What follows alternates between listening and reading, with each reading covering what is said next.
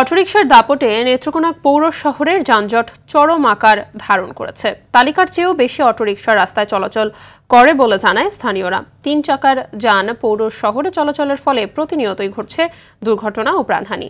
এমন সংকটপূর্ণ পরিস্থিতিতে traffic police কাজ করলেও নিয়ন্ত্রণ নেই যানজটের।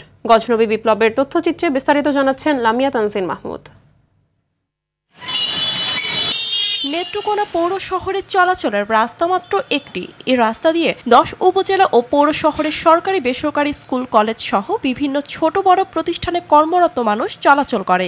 শহরের মূল রাস্তার দুই পাশের ফুটপাত দখল করে বসেছে অবৈধ দোকানপাট, কোথাও আবার নিত্য প্রয়োজনীয় পণ্যের পসরা। 3 চাকার অধিকাংশ চালকই অপ্রাপ্তবয়স্ক, তার উপর যত্রতত্র পার্কিং, যাত্রী ওঠানামায় বাড়ছে যানজট ও দুর্ঘটনা। যাতায়াত সুবিধার জন্য ব্যাটারি চালিত অটোরিকশা 2450টি, ব্যাটারি চালিত মিশুক 1311টি ও ব্যাটারি চালিত রিকশা 1903টি লাইসেন্স প্রদান করে কর্তৃপক্ষ। কিন্তু বাস্তবে লাইসেন্সের দ্বিগুণ অটোরিকশার দাপট চরমে। যানবাহন বেশি হওয়ায় যানজট বেড়েছে বলেছেন নাগরিকরা। আমরা রোগী নিয়ে হাসপাতালে যাইতে চাই, তো সেই ক্ষেত্রে আমরা অনেকটা ভোগান্তির শিকার হচ্ছি।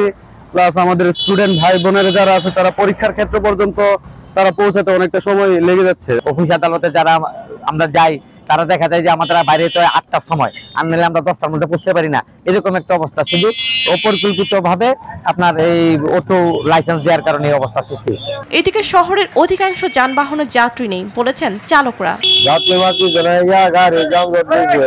শহরে আমাদের তো অটো হয়েছে যার বলা বাইরে হারা মারা নেয় না, মানুষ 2 টাকা 500, অটো টাকা 5000।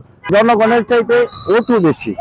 সরকারের দৃষ্টি আকর্ষণ করছি যেন নেত্রকোনা পৌরসভা যানজট মুক্ত থাকে। তবে যানজট নিরসনে নিরলস কাজ করে যাচ্ছে পুলিশ প্রশাসন, বলেছেন এ কর্মকর্তা।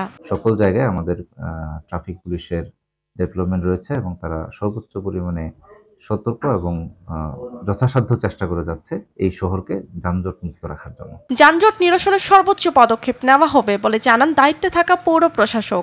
লাইসেন্স ছাড়া যে রিক্সা এবং অটো আছে তাদের বিষয়ে আমরা এই বছরে নবায়ন করার পরে পরবর্তীতে ব্যবস্থা নিব যাতে চলাচল না করতে পারে, তাহলে আমাদের এই যানজট কমে আসবে এবং যানজট নিরসনে যথাযথ ভূমিকা রাখবে প্রশাসন, এমনটি প্রত্যাশা পৌরবাসীর। লামিয়া তানজিন মাহমুদ, RTV।